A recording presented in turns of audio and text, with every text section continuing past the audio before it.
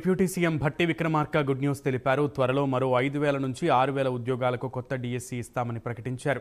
నిరుద్యోగులు ఎవరూ ఆందోళన చేయాల్సిన అవసరం లేదన్నారు. డిఎస్సి వాయిదా వేయాలని కొందరు ఆందోళన చేస్తున్నారని, వాయిదా వేస్తే పేద విద్యార్థులు నష్టపోతారని భట్టి అన్నారు. నిరుద్యోగులు డిఎస్సితో ఉద్యోగాలు పొంది స్థిరపడాలని తాను కోరుకుంటున్నానని తెలిపారు భట్టి. రాష్ట్ర ప్రజలకి, నిరుద్యోగ యువత యువకులకి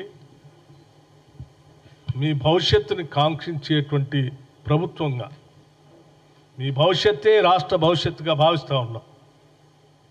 మీరందరూ మంచిగా పరీక్షలు రాసి ఉద్యోగాల్లోకి వచ్చి ఈ రాష్ట్ర భవిష్యత్తుకి, మరీ ముఖ్యంగా పేద బడుగు బలహీన వర్గాలు చదువుకునేటువంటి ప్రభుత్వ పాఠశాలకు సంబంధించి త్వరితగతిన టీచర్స్ కావాలి మనకి. ఇప్పటికే ఇన్ని వేల ఉద్యోగాలు ఖాళీగా ఉండి విద్యా బుద్ధులు పొందలేక బిడ్డలు అల్లాడిపోతూ ఉన్నారు. 10 ఏళ్ళు వాళ్ళ గురించి ఆలన పాలన ఎవడు పట్టించుకోలే. మీరు తొందరగా పరీక్షలు రాసి టీచర్లుగా తయారై త్వరితగతిన అక్కడికి వెళ్ళి వాళ్ళకి విద్యాబుద్ధులు నేర్పి ఈ సమాజాన్ని ముందు తీసుకుని పోవాల్సిన బాధ్యత మీ అందరిపైన ఉంది. మీరు ఆ దిశలో అడుగులు వేస్తూ రేపు పెట్టేటువంటి డిఎస్సి పరీక్షని సక్రమంగా వినియోగించుకొని ఎవరు ఆందోళన చెందకుండా పరీక్షలు రాయండి. ఆల్రెడీ ఇన్ని లక్షల మంది డౌన్లోడ్ చేసుకున్నారు హాల్ టికెట్స్.